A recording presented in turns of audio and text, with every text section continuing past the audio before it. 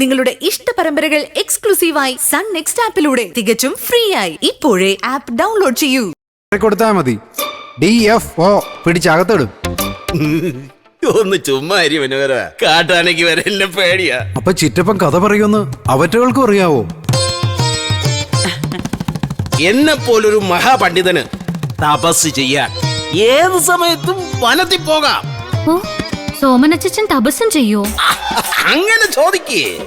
വേറൊരു തപസ്സിന്റെ കഥ പറയാം. എന്റെ മോളെ ഈ വള്ളി എടുത്ത് പിടിക്കേണ്ട വല്ല കാര്യം ഉണ്ടായിരുന്നു. ചിറ്റപ്പൻ പറയട്ടെ മനോഹരേട്ട. അതെ അച്ഛാ. ഹൈക്കമാൻഡിൽ നിന്ന് അനുമതി കിട്ടിയ സ്ഥിതിക്ക് ഇനി കേൾക്കും.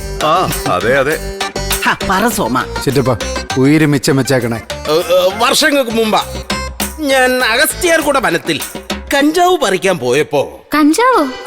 അല്ല, പരമശിവനെ തപസ് ചെയ്യാൻ. അങ്ങനെ ഞാൻ ഒറ്റക്കാലിൽ നിന്ന് തപസ് ചെയ്യുമ്പോ എനിക്കത് നല്ല വഴക്കമാ. അതെനിക്കറിയാം. ഈ പോലീസുകാർ ഇടയ്ക്കിടയ്ക്ക് ഇല്ലാത്ത കസേരയിൽ ഇങ്ങനെ ഇരുത്തുകയും ഒറ്റക്കാലം നിർത്തുകയും ചെയ്യാറില്ലേ? മനോഹര, എന്തോ നീ ഒരു ബ്രഹ്മശ്രീയോടാ കളിക്കുന്നത്. അച്ഛൻ ബാക്കി പറ അച്ഛാ. അങ്ങനെ ഞാൻ തപസ് തുടരുകയാണ്. മൂന്നാം പക്കം എന്റെ തൊട്ട് മുമ്പിലൊരനക്കം. പാമ്പാണോ? ഏകാഗ്രമായ തപസ്സിനിടയിലും ശബ്ദങ്ങളൊക്കെ കേക്കോ? മനസ്സിലല്ലേ കുട്ടി ഏകാഗ്രത. അത് ശരിയാ, ചെവിയിലല്ലല്ലോ. ഞാൻ കണ്ണു തുറന്നപ്പോ കണ്ടത് ഒരു ഭയങ്കര കാഴ്ചയാ. എന്താ ചിറ്റപ്പ? എന്റെ തൊട്ട് മുമ്പിൽ ഒരു ഭയങ്കര ജെയ്സൺ. ജെയ്സനോ? കാട്ടുപോത്ത്. ഓ, അത് ബൈസൺ. അതിപ്പോ പോത്തിനെ എന്ത് പേര് വിളിച്ചാലും പോത്ത് പോത്ത് തന്നെ.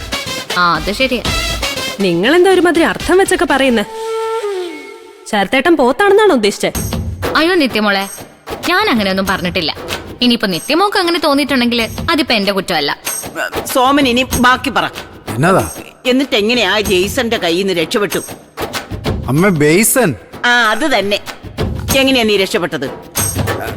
ഞാനുണ്ടോ കുലുങ്ങുന്നു. സ്തംഭന മന്ത്രം ജപിച്ച് തറയിൽ നിന്നും 3 പിടി മണ്ണെടുത്ത് പോത്തിന്റെ മുഖതാവിലേക്ക് എറിഞ്ഞു. കണ്ണി